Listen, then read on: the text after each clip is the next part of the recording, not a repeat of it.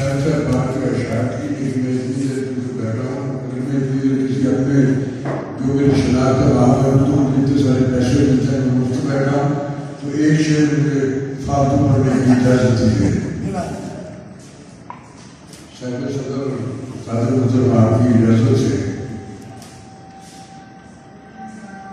राशिद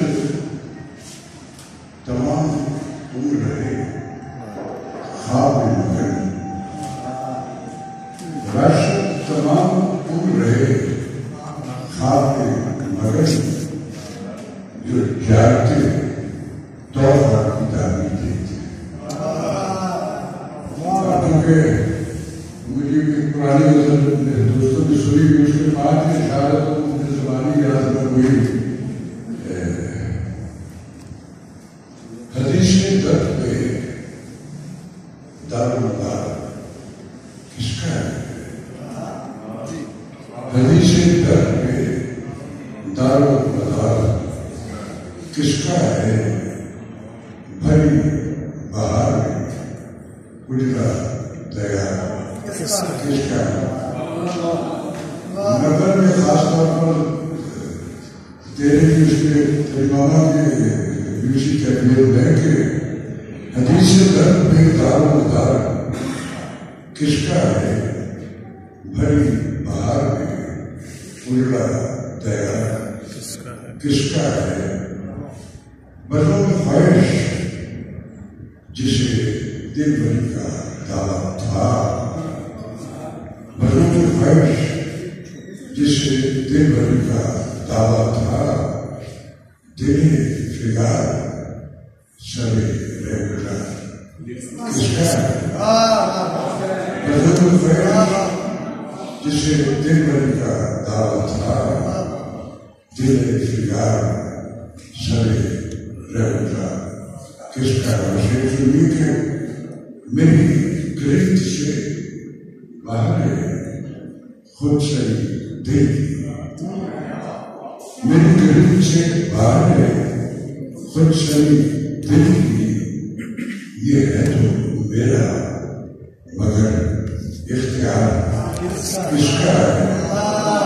ये है तो मेरा मगर इख्तियार किसका है?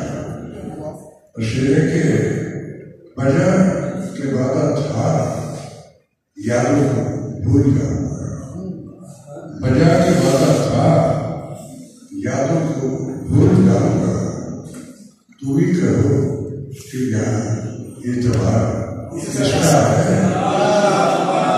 बजा के वादा था यादों को भूल जाऊंगा, तू ही कहो कि यहाँ ये त्योहार किसका है?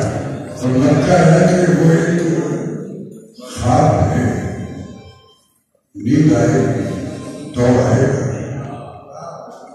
वो एक ख्वाब है, नींद आएगी तो आएगा, ये रथ जरूर को मेरे इंतजार किसका है?